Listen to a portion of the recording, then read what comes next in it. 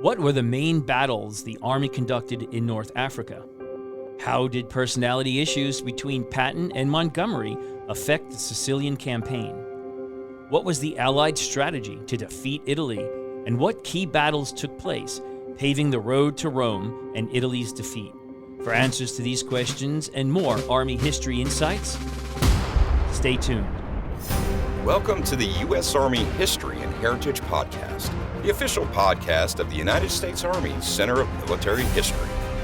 The Center of Military History writes and publishes the Army's official history, manages the U.S. Army Museum Enterprise, and provides historical support throughout the U.S. Army.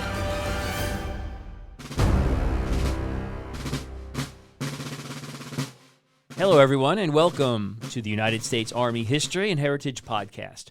I'm Lee Reynolds, the Strategic Communications Officer for the Center of Military History.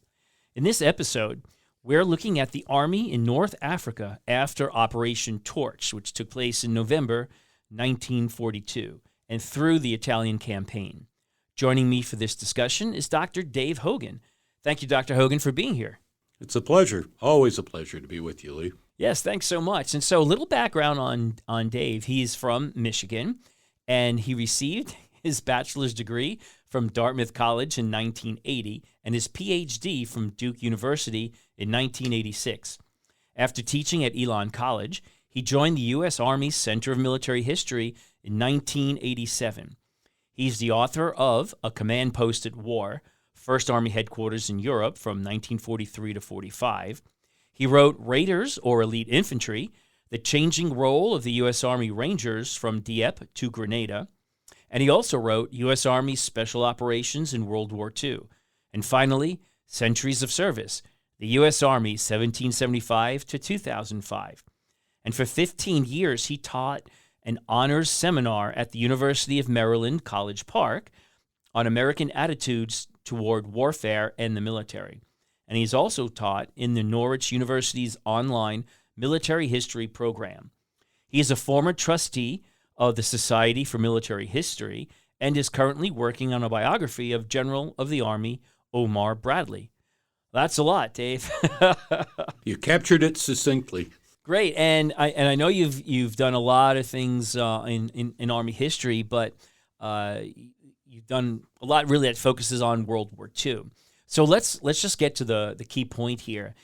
So after the invasion of North Africa with Operation Torch, which we touched on in a previous podcast, just set that setting for us again. What was the status of the Army at that time, and then describe some of the leadership challenges of the Army in terms of the environment, the equipment, logistics. Well, I think the first thing to say is that as we passed Operation Torch with our last, and we're still getting a period where the Army is not completely ready to fight, since we've only mobilized part of the Army, so to speak, and there's only a few divisions that are going into action just yet. But Franklin Roosevelt wants them to get into action, fight the Germans as soon as possible, and North Africa is the place to do it. We talked about it the last time. The Americans wanted very badly to do the cross-channel attack right away and get into Northwest Europe, and the British were like, hey, that's a pretty big endeavor, and frankly, right now, if we do it now, we're the ones that are going to have to do it because you don't have that many troops in England yet. Yeah. So and Churchill then sells Roosevelt on the notion of a campaign in North Africa, where the Americans with British troops alongside could land and could catch the Africa Corps of Field Marshal Erwin Rommel in a pincers. Rommel at this point was over in Egypt. At the time of Torch, he had just lost the Battle of El Alamein, and he was retreating west across Egypt and Libya toward Tunisia. So the idea was if you landed an Anglo-American force in northwest Africa, they could then advance east, and if they got to Tunisia first, they'd catch Rommel between the two sides. Now, with a lot of us, when we think of the Mediterranean, whether we watch James Bond movies or we have that nice little music going in the background, sun shining off the, so a great place to take a vacation. For the American soldier in World War II, the Mediterranean was hardly bucolic. Right. It was a very unfriendly environment. Lucian Truscott, who earned great fame as an American commander in the Mediterranean, later remarked, "Those who went through the North African campaign will never forget it." Yeah. It was a cold, wet, out in the desert wastes of Tunisia. Right. It was a very unfriendly environment in the spring of 43. The summer of 43, when the Americans go into Sicily, they get a lot of heat, dust, malaria, Right. all kinds of fun things. Well, this brings up a really interesting point because, I mean, most Americans are not used to a desert environment. Maybe people who came from Arizona, New Mexico, Texas, perhaps, but fighting in it and having to do these things with these other environmental issues that you're bringing up. So, so how did they adapt to this? It took a lot of time Yeah. because, and the equipment wasn't always available. The logistics were very daunting. It's a long way from the coast where the torch landed to Tunisia. From Casablanca on the Atlantic coast all the way to Tunis, it's about 1,200 miles. Wow. And from Iran, inside the Mediterranean to Tunis, was 600 miles. So you're talking real distances here. And the infrastructure, frankly, isn't that great. The railroads are kind of rickety, a lot of poor roads, and you get east of Algiers, there's few ports of any real size through which you can provide the kind of supplies that will support a force of that kind. One of the first things Eisenhower does after the defeat at Kasserine Pass is he turns and asks General Somerville, commander of Army Service Forces back in the U.S., "I need trucks." Oh, yeah. And Somerville sends him 5,000 trucks. Right. And those are essential. That makes me think of that. There's that old line. You probably know who said it, that good generals, no tactics. Great generals, no logistics. That's right. And I think Eisenhower is demonstrating that here. This was a huge problem. They landed Torch on November 8th, 42, and the idea is to get to Tunis as fast as you could. But the distances are long. The weather is terrible. It rained. Eisenhower has that story of that soldier trying to pull his motorcycle out of the mud and only getting more and more mired as he went along. And the Germans figured things out pretty quickly, and they were rushing troops into Tunisia. Oh, wow. Yeah. And they got there first and stopped Eisenhower's movement, and by Christmas, that campaign in Tunisia was at pretty much of a stalemate. There's a lot of lessons being learned here. I mean, the Americans were really not tried and tested before this. No. So I think you've mentioned before that this is really a training ground for American forces. The Mediterranean theater was a classroom for the U.S. Army. And as much as the Army was confident enough, we can just go right into France and fight the Germans toe-to-toe right off, take the direct route. Experience showed that they needed time, and they were facing some of the best teachers in the world in the German Army and the Africa Corps. Right. The Italians, of course, by this point of the war, were pretty demoralized. There were obviously some good Italian units that gave the Americans a hard time, but by and large, it was the Germans. And in many ways, you had the cream of the German Army, the Africa Corps in North Africa. These were experienced soldiers who knew what they were doing. And one of the things they did, that they used mines promiscuously. The U.S. Army wasn't prepared for that. Oh. We had mine detection equipment, of course, which the engineers were trained to use, but wasn't the best, and also it had trouble. Some of the soil can be kind of metallic. Oh. So that could throw off the mine detectors. Okay. Slow everything down, I guess. Yeah. Yeah. And the Americans, this was one of the biggest problems they had, mines, trying to overcome the sheer number of mines that the Germans were using. Well, now you also mentioned Kasserine Pass. So was that the first main battle that the Americans faced after Torch? It really there were obviously engagements, skirmishes, but by Kasserine Pass is the first big one, and it's a defeat. It's a bad defeat for the Americans, but it's not. But its long-lasting impact is really kind of negligible. Kasserine Pass happens in mid-February of 1943, when Rommel has made it most of the way across to western Libya and southern Tunisia, and they're hoping to give the Americans a sharp lesson, and that will affect their morale a long time. And there were all kinds of problems. The Germans at that time had aerial supremacy in North Africa, and a large part of that, they had bases that were closer to the front in Tunisia, better airfields. The Americans were trying to build airfields out of the mud in western Tunisia, and they had longer distances to go, consequently shorter times over the target. And American generals were still under this notion that they ought to be able to control their air force, that they have basically an umbrella, which increasingly ran against what the Air Force had in mind. And we can get more into the air-ground issues later. But the fact of the matter is, in February, if you saw a plane, it was probably German.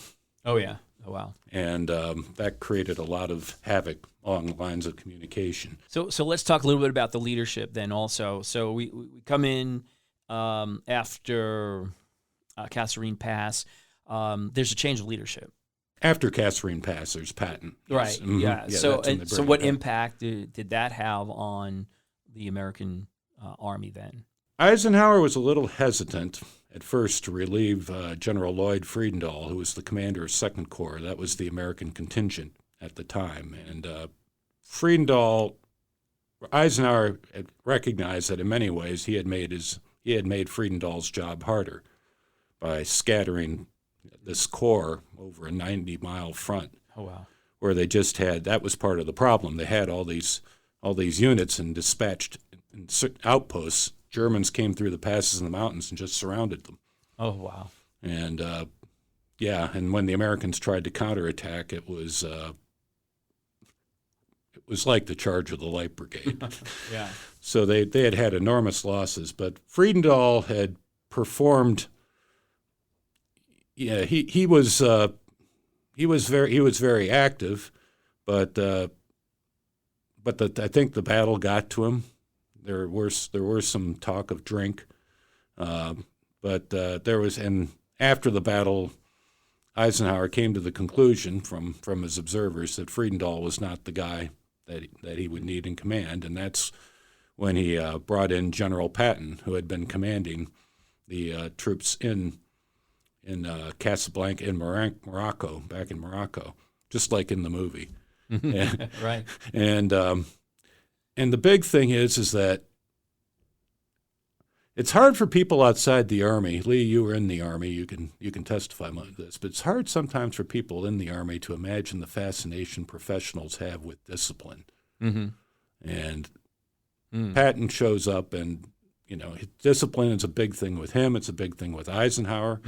But Patton is very big on bringing. He comes in with the trivia, with the you got to wear your necktie fastened. Yeah. You got to wear your helmet even when you're using the latrine.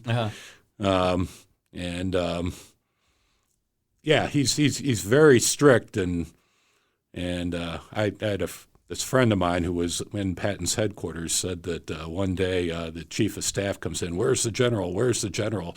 Everybody's in frantic, and turns out he's out in front of the headquarters building. He's got a bunch of Rangers who had just come back from a patrol. They were all grimy. Yeah. And he has them doing the manual of arms and marching up and down in front of the headquarters. Oh, wow. What the average GI used to call chicken shit. But it was so Patton's in there, and he's and they have a lot of issues to fix. American tanks at this point are no match for the Germans. You have Grant tanks, that single gun with the The Stuart tanks, which were very light. Were our tanks, at least, if they had a shot, were they damaging, destroying a German tank, or were they ineffective against them? They could, some of the tank destroyers, but our caliber was 75 millimeter on some of our vehicles, but one of our standard anti-tank guns was 37 millimeter. And Friedendahl's reaction was, that's just about enough to give a German an enema with it. Yeah. It wasn't much of a weapon. So what began to change to turn the tide for the Americans here in North Africa? Well, there was a lot of retraining, a lot of the discipline, the clamping down and it was hard because the British were at the time, they were very concerned about the Americans. Field Marshal Alexander, who comes in to take overall command of the American and British forces, basically says, these guys are amateurs. We've got a lot to do to bring them up to snuff. There was a lot of talk about the American GI being the British Army's Italians. Oh, wow. And the British attitude, in short, was, we are here to teach you. Oh, yeah. And the Americans would wryly say, well, judging from your record so far in the war, I'm not sure that you have much to teach us. So there's that going on. You have to realize, too, we look at a lot of these events in retrospect and we think of the special relationship between the United States and Britain. And at the time, there was a lot of Anglophobia in the American Army, particularly, and in American society. As Eisenhower remarked, we'd all learned in our little read books about school books about the British Army and the Revolution. Sure. And but it was also the aftermath of World War I, because there were a lot of Americans during the interwar years that thought the British propaganda had tricked the United States into intervening in a war that really wasn't our affair. Oh, interesting. Wow. And so perfidious Albion was a fairly common model. And the attitude of certain British officers who, even when they were trying to be sympathetic, came across as condescending, did not help. Fortunately, the American soldier was not as demoralized as the British thought. In a lot of ways, the Americans were angry. They felt like the football team that had gotten knocked around in the first half. Oh, yeah. And the second half was going to be different. So now, to turn things around, you said there was more training, more discipline. Was new equipment coming in? Yes, they were replacing a lot of the tanks. With what tank? Well, the Sherman was starting to come in to a certain extent, although I don't know that we had them in its mass just yet. We had started shipping we had shipped a lot of new Shermans, brand new Shermans, to the British during the summer of 1942 to fight Rommel. So that's what they were using over in Egypt and Alamein. But we were starting to get some of what they called the M4 Shermans, and those they had more armor. They had a 75 millimeter gun, thicker armor than the old 75 millimeter half tracks. Okay, right. About which the sergeants used to say, "Oh, the bullets don't go through them; they just go in one side and then bounce around a little." Wow.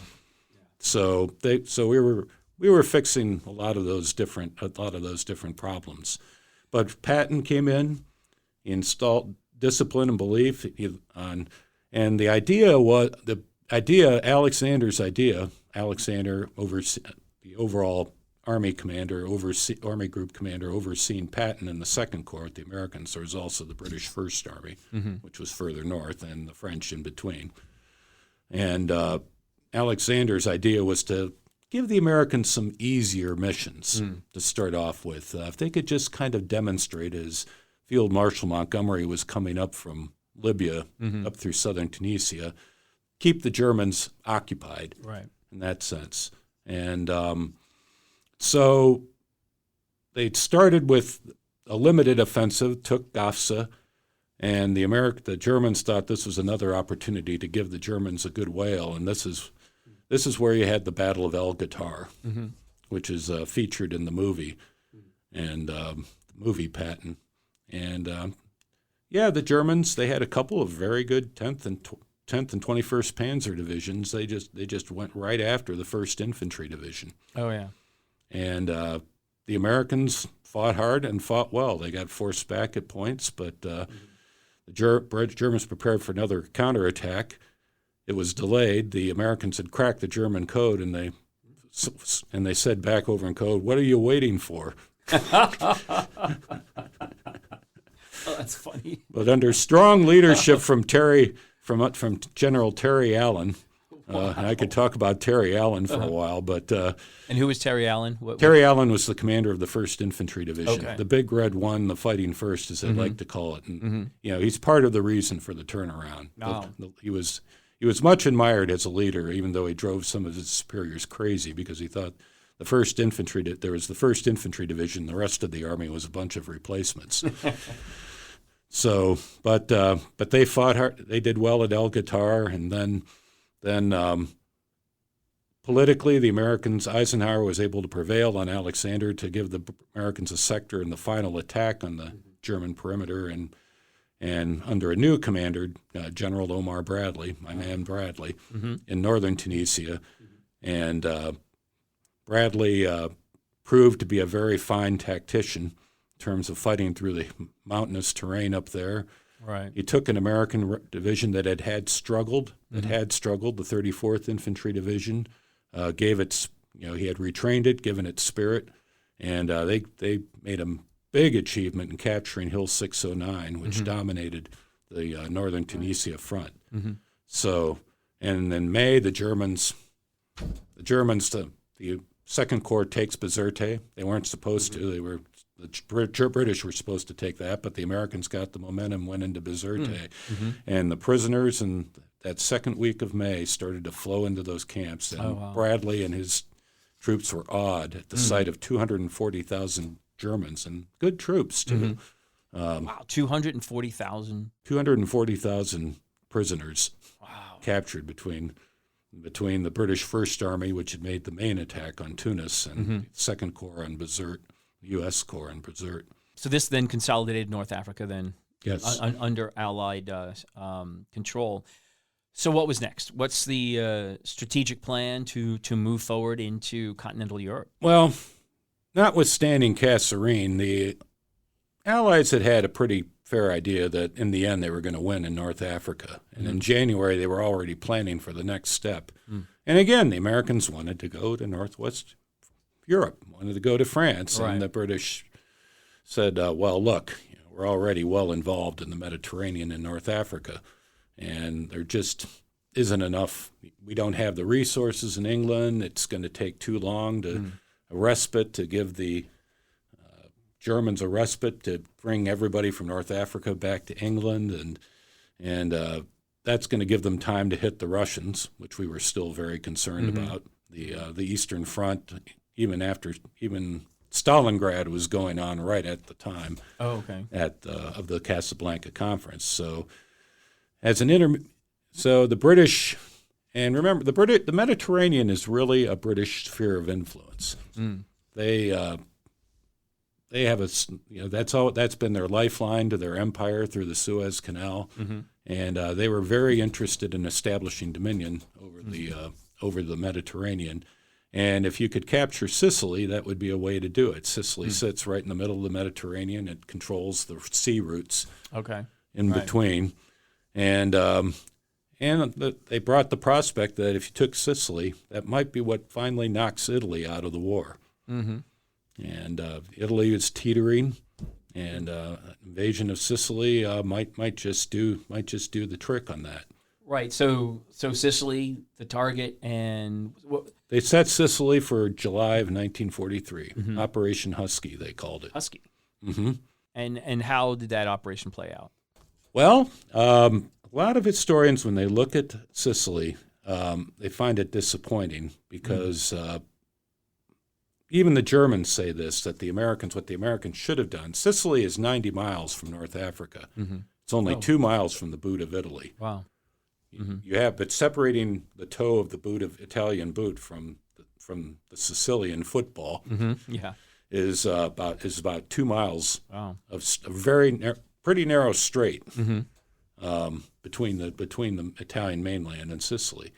And the Germans couldn't figure out why the Americans and the British didn't just go and assault that strait. If they had done that, they would have captured the whole lot of the Axis troops in Sicily. Huh.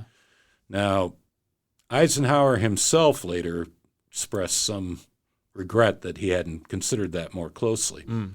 At the time, they figured part of the problem, it was a well-fortified area. Yeah. It's farther, and distances matter Mm-hmm.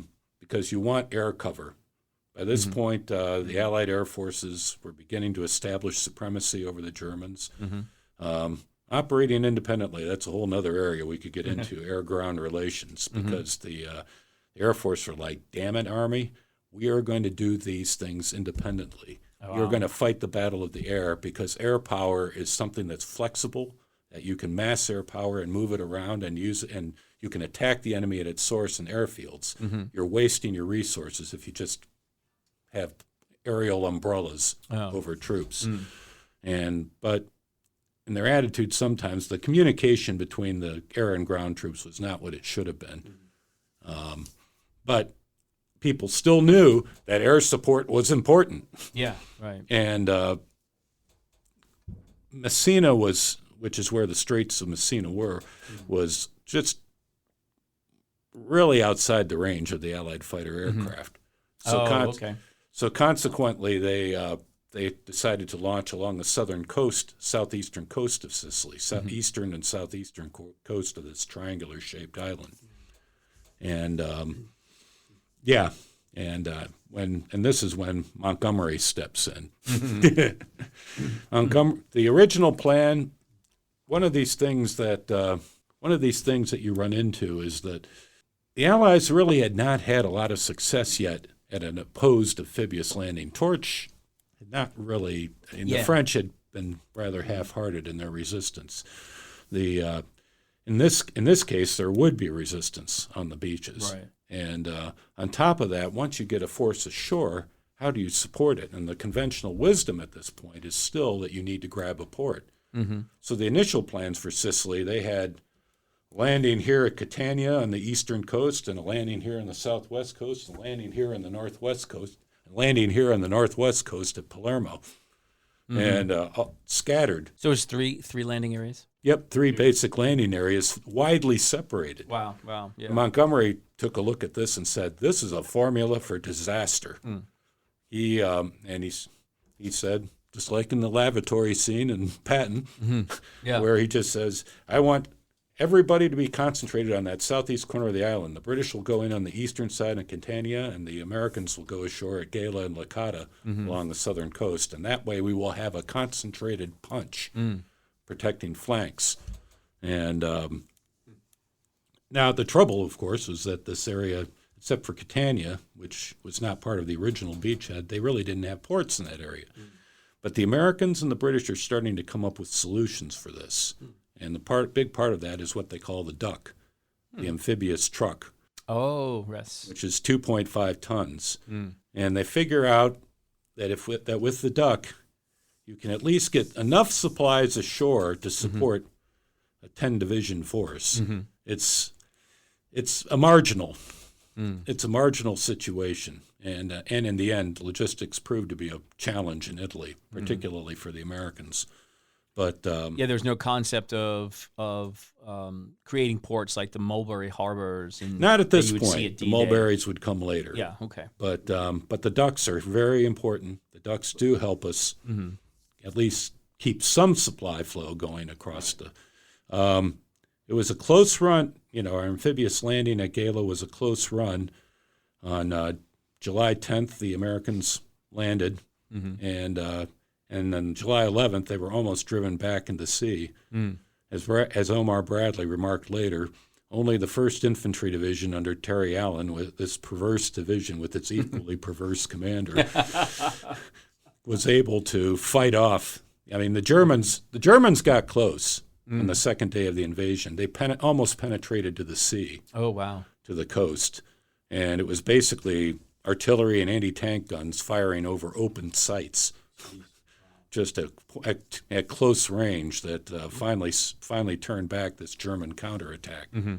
And elsewhere, the Americans were having other problems. Licata on the western flank went pretty easily, relatively easily, but at Scaglietti, where the 45th Infantry Division, National Guard from the southwest, comes ashore. Thunderbird Division, they called them, came ashore.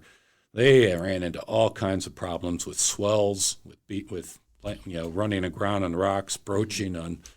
It was a real mess, and it took some time to get all that sorted out. The thing is, once the Americans had landed, once the Americans and the British had landed, the British to the east over on the eastern coast of Sicily, the Germans really felt at that point like, we can't hold this island. And the rest of the Sicilian campaign is basically a fighting retreat. All right. Where the Germans are extracting, they'll take a position, they'll extract as much blood as possible, and then they'll retreat to the next position. That's the pattern of the campaign. Would you describe it as a delaying action so that they could? Yes. What is it? Messina? Is that where they retreated from? And they would evacuate through Messina. Okay. That 2-mile strip. Right. And in the end, they were successful. They were able to get out, but which created a lot of controversy. This is a theme that pops up occasionally. The Germans are very good at conducting these fighting retreats where they extract most of their people, and they were able to do it at Messina. The Messina Straits were so surrounded by anti-aircraft flak and by big guns pointing at the strait that the Allied air forces and navies had no appetite for going in and interfering with that landing which gets back to the earlier point about probably why Eisenhower didn't attack at that particular point. Right. But I should mention too, when we talk later about airborne, because airborne is such a theme of World War II. But at the end of the second day, the Americans are desperate to get reinforcements into the beachhead, and so they send in paratroopers of the 82nd Airborne Division to fly in. Well, the communications, they were going to parachute directly onto the beach. The communications, the word did not get out. The Navy and American troops ashore had enough problems with German bombings over the course of the day. As these defenseless transports flew with paratroopers over the Gala beachhead, all these anti-aircraft guns in the fleet opened up. About 229 paratroopers were lost, and about half the transports. Some of them just turned around and went right back to North Africa. Oh yeah. But it was a very big blow, and led a lot of Americans to question the value of airborne troops of airborne operations. And there were some recriminations between the Army and the Navy. And so the Allies take Sicily, and there's a lot of talk about the personality issues then between Montgomery now and Patton. So just briefly, can you touch on that, and how did that affect what moving forward into Italy? Well, they were both self-confessed prima donnas. Montgomery was a lot of British didn't like Montgomery. He could be prickly. He was very acerbic when it came to the amateurism that he saw in the pre-war British Army, and he was a master of the set-piece battle. You concentrate your force on a particular sector of the enemy front, and you pound the heck out of it with artillery, and you break through that way. That's how he had won at El Alamein. But he knew that he was working with an army, the British Army, basically a conscript army, not terribly experienced before the war, and not as tactically skilled as the Germans. And so he relied a lot on firepower, on preparation, on detailed planning, and producing productive operations that would limit casualties. Whereas Patton, also Montgomery was Montgomery, as I mentioned, did not like amateurs, and he saw most Americans as amateurs. He saw Eisenhower as not a battlefield general, and was fairly contemptuous of most of the American commanders. Unfortunately, this was a fairly common attitude at the time among the British. So the idea was that the British would bear the brunt of the Sicily operation, and the Americans would kind of be there to protect the left flank. Oh, wow.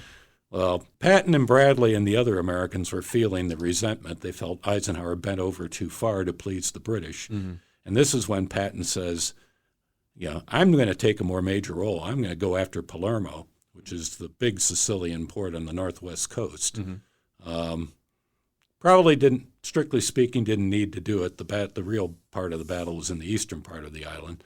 And as long as the Americans cut the island, they would have gotten all of western Sicily anyway, cut through. But Patton made his drive, featuring the 3rd Infantry Division doing the Truscott Trot, which they named after their commander, Lucien Truscott. Okay.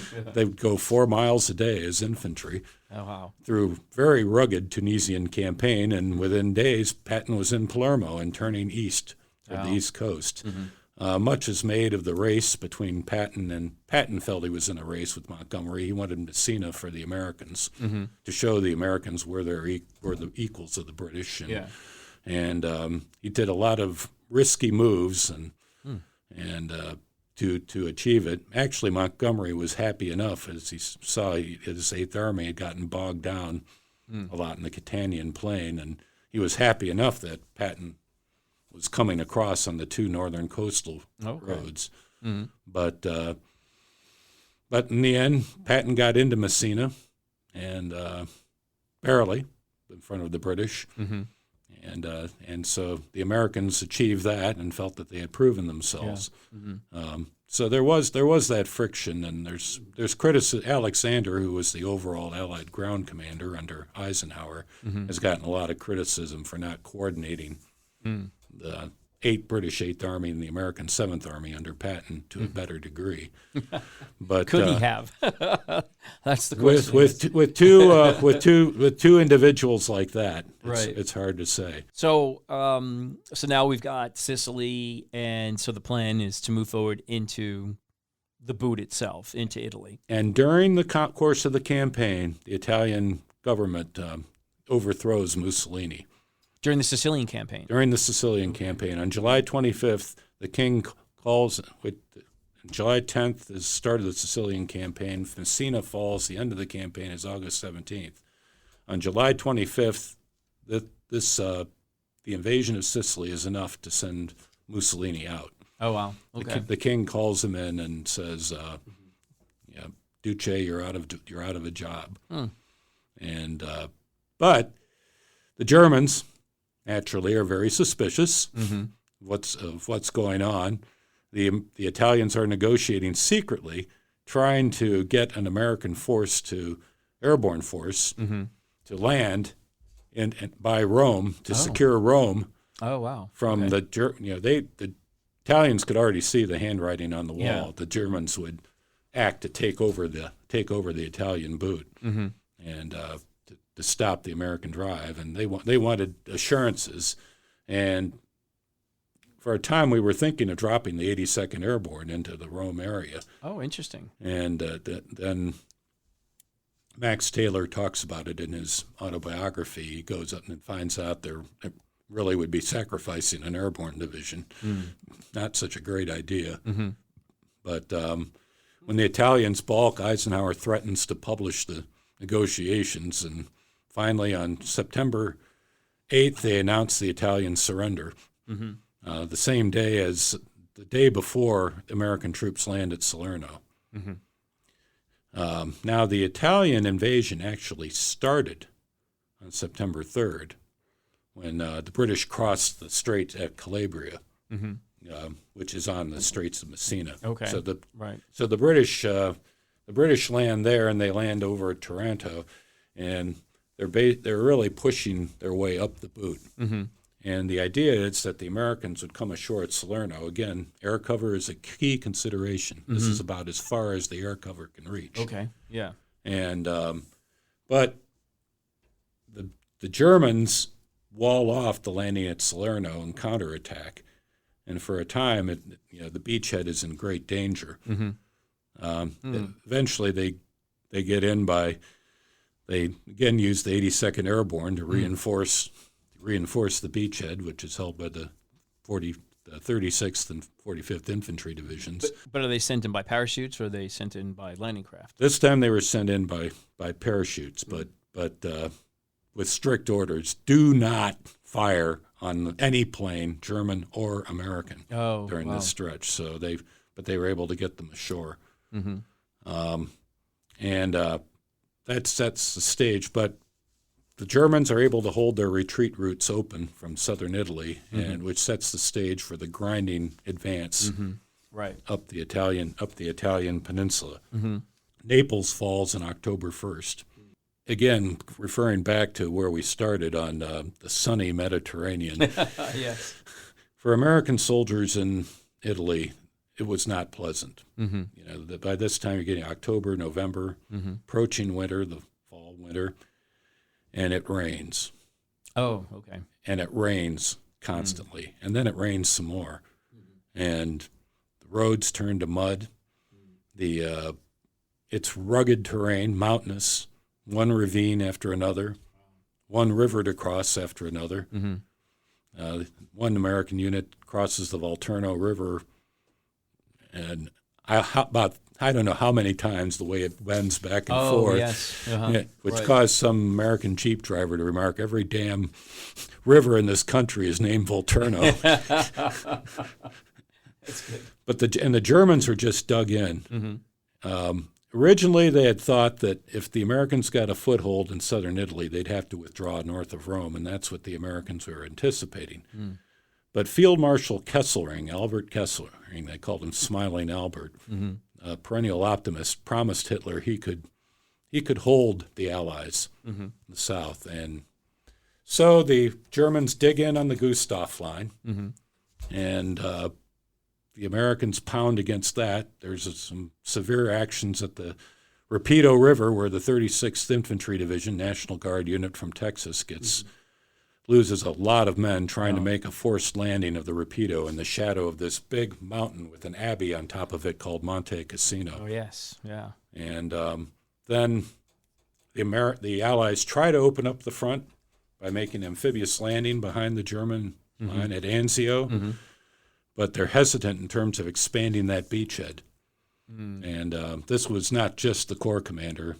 He was getting advice from his Fifth Army commander, General Mark Clark, who a very controversial figure.